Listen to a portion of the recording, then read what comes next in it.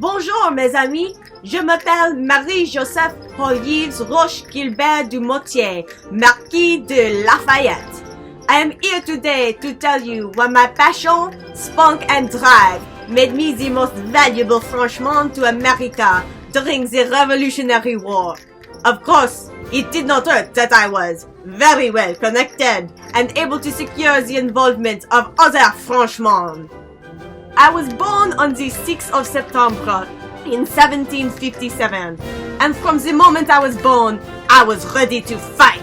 Specifically, I was born to fight the British, who killed my father during the 7-Year War. At the tender age of 14, I joined the Royal Army, and I assure you, it had everything to do with my merits as a soldier and nothing to do with my prominent family lineage. When I married my wife, Adrienne, I became connected with an even higher social class. King Louis himself attended our wedding. Despite all of this, I did not hesitate to be disagreeable to preserve my independence. My wife's father made every attempt to corral me into a life in a cavalry unit in Provence. I knew this was an attempt to keep me from seeing any real combat, and I kept an eye open for a chance to do some real soldiering. One day, I heard some friends talking about the revolution in America. I was a member of a military Masonic lodge, you see, and we talked constantly of the evils of subjugation and colonialism. The plight of the patriots spoke to my soul, and I gave my heart to the Americans. Of course, suddenly all I could think about was how to get to America. This would prove to be very difficult because French authorities forbade anyone from officially providing aid to the Americans.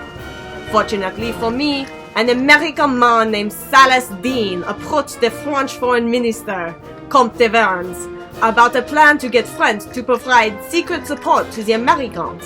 I went to Salas Dean and implored him to allow me to join the cause. In secret from my father-in-law and the king, I bought a ship and made plans to sail myself to America. When my wife and family thought I was visiting a friend in Britain, I boarded my ship and absconded to America. I knew that the welfare of America is intimately bound up with the happiness of humanity. I landed in America in 1777. At first, Congress was hesitant to allow me to enlist. Many other French soldiers who had come to America proved incompetent and opportunistic, and I was only 19 years old. I distinguished myself with my purity of heart and selfless dedication to their cause by pledging to serve at my own expense as a volunteer. Upon hearing this, Congress made me a Major General. In the beginning, I did not have much command over anyone. I spent much of my time with General Washington, perhaps the greatest man ever to live. In early September, I was camped with Washington and some troops at the Brandywine Creek in Pennsylvania in an attempt to stop the British from taking Philadelphia. Under the cover of fog, the British troops split up and surrounded our post. We were gravely outnumbered and forced to retreat. Americans broke into chaos and confusion, and many men died as a result. Fortunately, after I arrived, I was able to organize the men into neat lines and form an orderly retreat to prevent further loss of life. During the battle, the English honored me with a musket ball in the leg, which slightly wounded me. When Charles Lee went rogue at the Battle of Monmouth, I had another chance to prove my ability to execute an orderly retreat. In 1779, I was able to return to France for a year.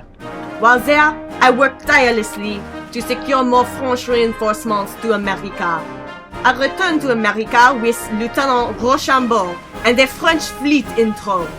Washington ordered us to keep the British forces cornered at Yorktown. Additionally, Admiral de Grasse sailed his fleet up from the Caribbean and successfully drove away the British Navy in the Battle of the Chesapeake. This left Cornwallis completely stranded at Yorktown, and our success was swift and overwhelming. Of course, it could not have been so without the aid I was able to provide. Finally, tyranny had been driven out of America.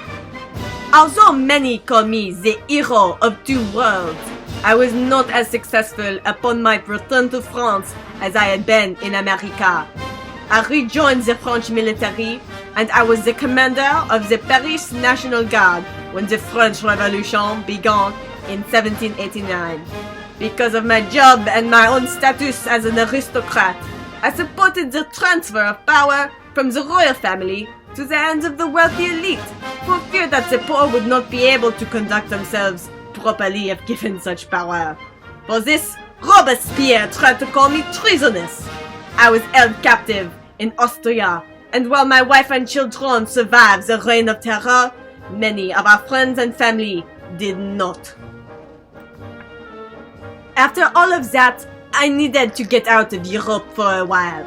And what better place to go than back to my beloved America? This tour in 1824, for me, was like a final victory lap, and people in America were absolutely ecstatic to have me back. I'm sure that you know of a town, creek or park bearing my name. Every city I visited was flooded with Lafayette-themed merchandise. They even made women's gloves with my face on them. Many times I had to refuse to kiss the hand of a beautiful woman because I would have had to kiss my own face. Surely, this is proof that to America, I was the most important Frenchman during the Revolutionary War, and I am glad to have meant half as much to America as what she means to me.